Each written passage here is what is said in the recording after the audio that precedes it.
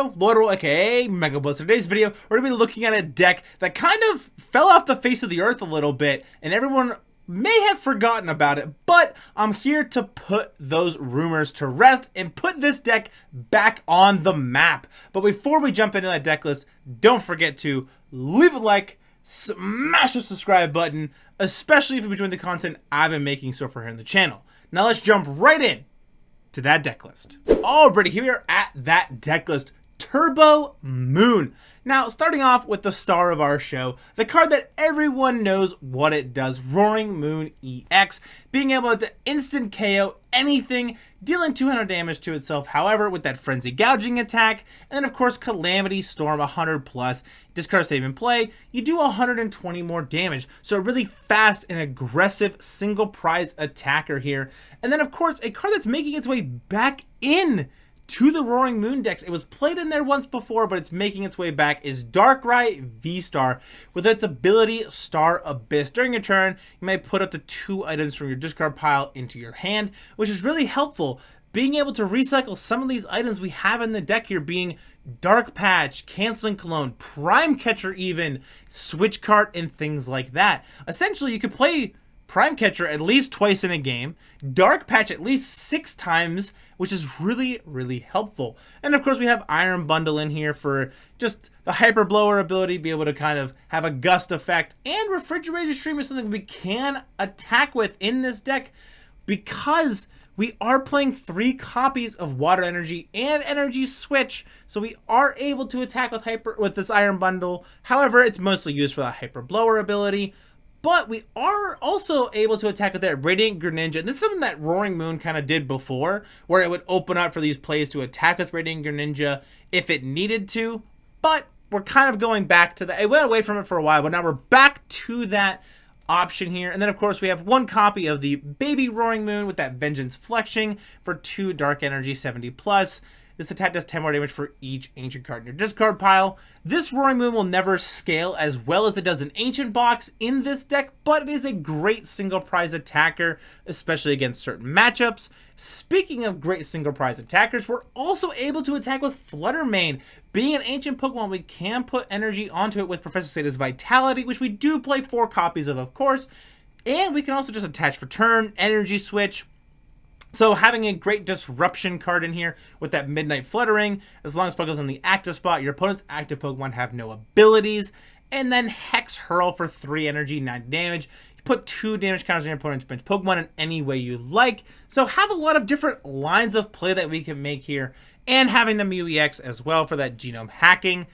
But for the full deck list here, we got 3 Roaring Moon EX, 1 Darkrai V, 1 Darkrai Vstar, 1 Iron Bundle, 1 Roaring Moon, the baby one, 1 Squawkabilly X for that Squawk and Seeds, 1 Lumineon for Luminous Sign, 1 Flutter Mane, 1 Radiant Greninja, 1 Mew EX, 4 Professor Sada's Vitality, 1 Boss, 4 Energy Switch, 4 Trekking Shoes, 4 Nest Ball, 4 Dark Patch, 4 Ultra Ball, 3 Earthen Vessel, 2 Switch Cart, 1 Super Rod, 1 Canceling Cologne, 1 Prime Catcher, 1 Pal Pad, 4 Pokestop, 7 Dark Energies, and then 3 Water Energies. Now let's jump right in to that gameplay. Already here at that Turbo Moon gameplay here at the coin flip.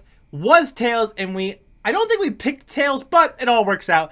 And our opponent is going to go first. With this deck, going second is usually ideal. You do want to try to turbo off and kind of attack as quickly as you possibly can. And pretty much just try to set up for that first turn KO.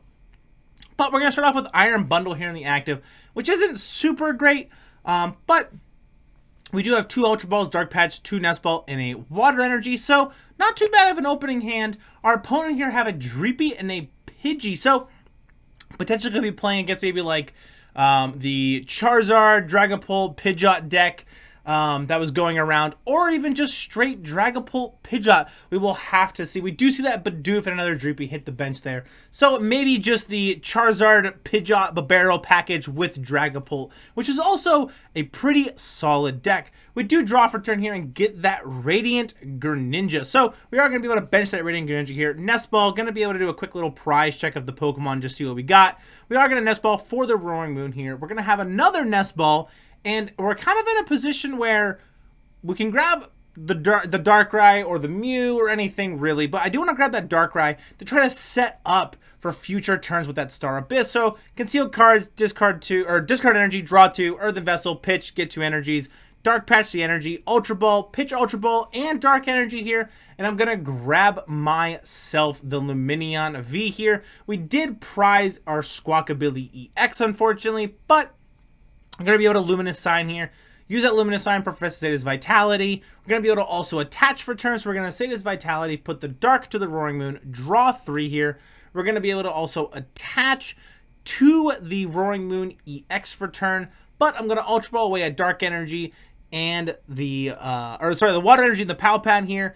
Get the Mew EX, attach the energy, draw 3 here. We're going to get into Roaring Moon EX, Flutter Mane, and Trekking Shoes. Trekking Shoes, I'm going to put the boss in my hand. And the reason I do that is because I did pitch my Pal Pad. So I wouldn't be able to recycle the 1 copy of boss back into the deck. So that is why I kept the Trekking Shoes, or used the Trekking Shoes to keep that boss's orders there.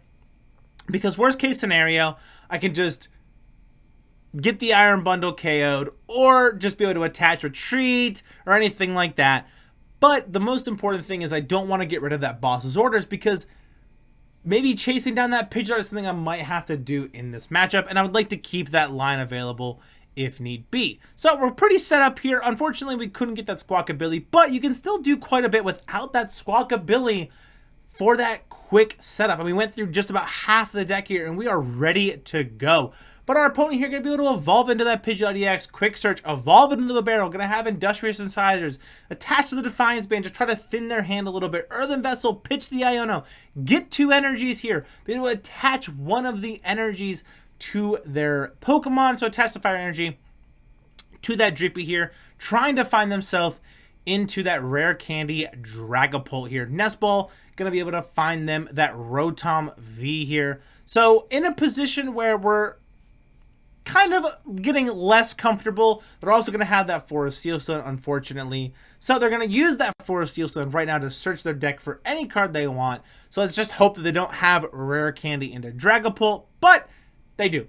So Rare Candy into Dragapult, but it's going to be on the bench here. And that's something that we kind of can see is they ended up putting themselves in a position where if they would have Rare Candied into the active, they could have just punched the Iron Bundle for 70, but we're going to attach for turn Retreat here, and then we're going to be able to also Hyper Blower. And the reason I use the Hyper Blower here is because I want to be able to bench a second Roaring Moon to hopefully get that set up in future turns. So we're going to exactly do that here. We're going to be able to restart for 1, and the reason I restarted first was because I was hoping to maybe find Prime Catcher or something, but not too big of a deal. We're going to be able to Frenzied Gouging here, taking a instant KO on that Pidgeot EX, completely shutting off that Quick Search ability here.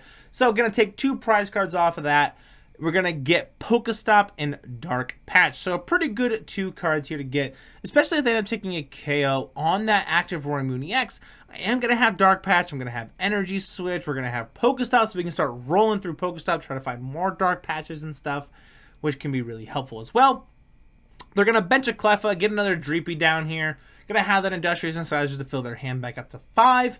And they're definitely going to be able to take a KO, unfortunately, on our active Roaring Moon, because we did remember they had 1 energy in their hand from that Earthen Vessel the previous turn. So that Jet Headbutt going to do 70 damage, taking a KO on our Roaring Moon EX, putting us at a 4-4 split here, however.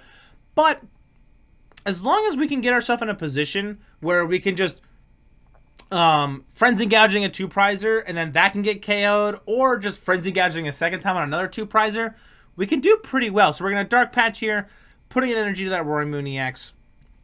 Going to also be able to play that Pokestop. Trekking Shoes here, and we are going to see what we're going to do with this energy here. I am going to put it in my hand to conceal cards to draw 2 here. Going to get the Darkrai Vstar, which is exactly what we were looking for here. Nest Ball, grab a second Roaring Moon EX. We're going to have access to that Energy Switch as well. Pokestop and that Star Abyss and Restart as well. We have so much stuff available to us. We're going to be able to also retreat out of that Mew in the future plays of this turn here. But that Star Abyss is going to grab me both of those Dark Patches. So double Dark Patch here, putting 1 to the Roaring Moon EX, 1 to the Darkrai, so I can Energy Switch it off of that to the Roaring Moon EX to thin 1 more card out of my hand here. And then we're going to restart for 2.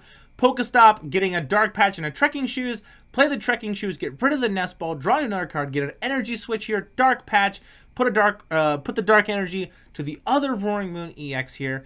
And then I'm in a position where hopefully I can just find Sada's Vitality, draw some more cards, get some more energy to my Pokemon, try to thin the deck a little bit more here. But we're going to also be able to Frenzy Gouging this active Dragapult EX here, taking another instant KO on a Pokemon, taking 2 more prize cards, putting us at a 2-4 split here. However, if they're in a position where they can evolve into a Dragapult, take this KO, put 6 damage counters on something, being the other Roaring Moon EX, then if I go to Frenzy Gouging it, we're both going to take our prize cards and go into sudden death mode. And we don't really want to do that here, so we got to kind of play it out right. But our opponent doesn't really see any lines out of it here, so they end up just conceding to us. The pure raw speed and power of that Turbo Moon deck was just too much to handle. Now let's jump right in to that outro. Alrighty, that's going to do for today's video. I'm going to make sure to put that Turbo Moon deck list in the description below, so if you want to try it out for yourself, you'll be able to. If you guys have been enjoying the content I've been making so far here on the channel, don't forget to leave a like, smash the subscribe button. I really would appreciate it. And I'll see you all in the next one. Peace!